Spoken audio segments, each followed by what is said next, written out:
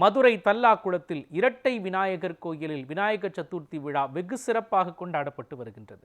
இது குறித்த கூடுதல் விவரங்களை நமது செய்தியாளர் ஹரிகிருஷ்ணன் வழங்க கேட்கலாம். ஹரிகிருஷ்ணன், மதுரையில் எந்த அளவிற்கு கோலாகலமாக விநாயகர் சதுர்த்தி விழா கொண்டாடப்பட்டு வருகிறது, சொல்லுங்க. மதுரை மீனாட்சி அம்மன் கோவிலில் இருக்கக்கூடிய முக்குருணி விநாயகர் கோவிலில் விநாயகர் சதுர்த்தி விழா கோலாகலமாக கொண்டாடப்படுகிறது. 18 படி அரிசி மாவுகளை கொண்ட ஒரே கொழுக்கட்டையாக செய்து விநாயகருக்கு படைக்கக்கூடிய நிகழ்வானது நடைபெற்று வருகிறது. இந்த சூழ்நிலையில் மதுரையில் இருக்கக்கூடிய பல பகுதிகளில் விநாயகர் கோவில்களில் இந்த சதுர்த்தி விழாவானது வெகு விமர்சையாக கொண்டாடப்பட்டு வருகிறது. அந்த வகையில் இரட்டை விநாயகர் கோவில்கள் இருப்பது அரிதிலும் அரிதானது. அந்த மதுரை மீனாட்சி அம்மன் கோவிலுக்கு சொந்தமான மதுரை தல்லாகுளத்தில் இருக்கக்கூடிய இரட்டை விநாயகர் கோவில் சதுர்த்தி விழா கோலாகலமாக கொண்டாடப்பட்டு வருகிறது. மிக பழமையான இரட்டை விநாயகர் கோவில், திருமண தடை நீங்குதல், குழந்தை பேறு வரம் உள்ளிட்டவை இந்த கோவிலின் சிறப்பாக கருதப்படுகிறது. இக்கோவிலின் இந்த சதுர்த்தி விழாவை முன்னிட்டு இந்த இரட்டை விநாயகர் கோவிலுக்கு அதிகாலை முதலே பல்வேறு அபிஷேக ஆராதனை நடைபெற்று வருகிறது. முன்னதாக இங்கு கணபதி ஹோமம் நடத்தப்பட்டது. அதனைத் தொடர்ந்து அபிஷேகம் ஆராதனை நடத்தப்பட்டு சந்தன காப்பு சாற்றப்பட்டு சந்தன காப்பு அலங்காரத்தில் இரட்டை விநாயகர் பக்தர்களுக்கு அருள் பாலிக்கிறார்கள். அதிகாலை முதலே ஏராளமான பக்தர்கள் நீண்ட வரிசையில் காத்திருந்து அந்த விநாயகர் கோவிலிலே வழிபட்டு வருகிறார்கள். இந்த கோவிலை பொறுத்தளவிற்கு அர்ச்சகர் சரவணசிவம் கூறுகையில், இந்த கோவில் மிக பழமையான கோவில், மதுரை மீனாட்சி அம்மன் கோவில் கட்டுப்பாட்டில் இருக்கிறது. இந்த கோவிலிலே தொடர்ந்து வழிபட்டு வந்தால் திருமண தடை நீங்குதல், குழந்தை பேறு உள்ளிட்ட வரம் கிடைக்கும் என அவர் தெரிவித்தார். மேலும் இந்த கோவிலிலே இரட்டை விநாயகர் சதுர்த்தியை முன்னிட்டு பல்வேறு அபிஷேக ஆராதனைகள் நடத்தப்பட்டு சந்தன காப்பு அலங்காரத்தில் விநாயகர்கள் பக்தர்களுக்கு அருள் பார்த்து வருகிறார்கள்.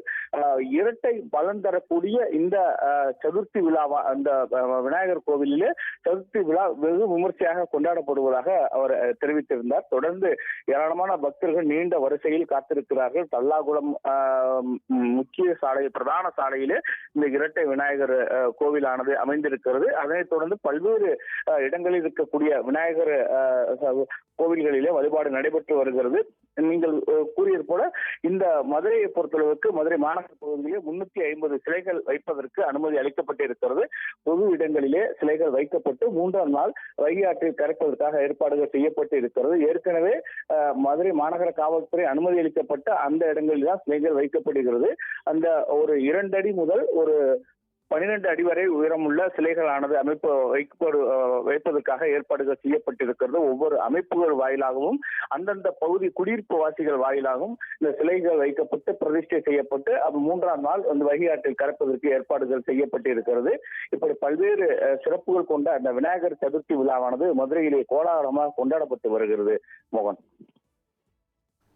விவரங்களையும் காட்சிகளையும் வழங்கியதற்காக நன்றி ஹரிகிருஷ்ணன். பார்வதிபதையர மகாதேவா, என்னாவுடைய சிவனே போற்றி, எந்நாட்டவர்க்கும் இறைவா போற்றி. கற்பக விநாயகம் பஜே மகாகணபதிம், இரட்டை விநாயகம் மகாகணபதிம் பஜே. சுக்லாம்பரதரம் விஷ்ணும் சசிவரம் சர்புஜம் பிரசன்னோதரம் தாயதி சிரவணசாந்தயே.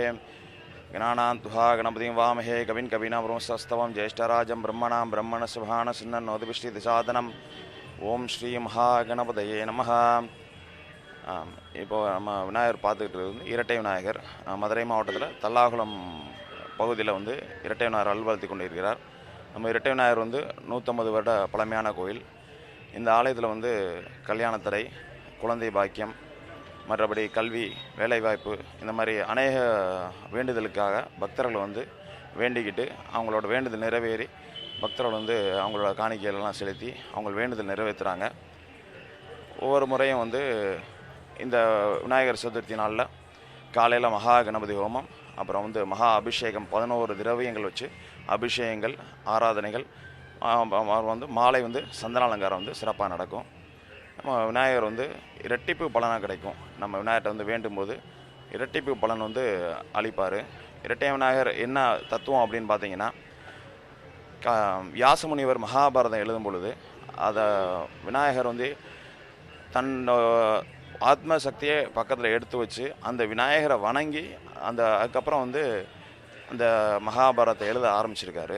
என்ன ரீசன் அப்படின்னா, பிரம்மா, சிவன், விஷ்ணு, தேவர்கள், அசுரர்கள், கந்தர்வர்கள் இது மாதிரி யாராக இருந்தாலும் விநாயகரை வணங்கிட்டு தொடங்கணும் தான் நம்மளோட இந்துக்களோட மரபு.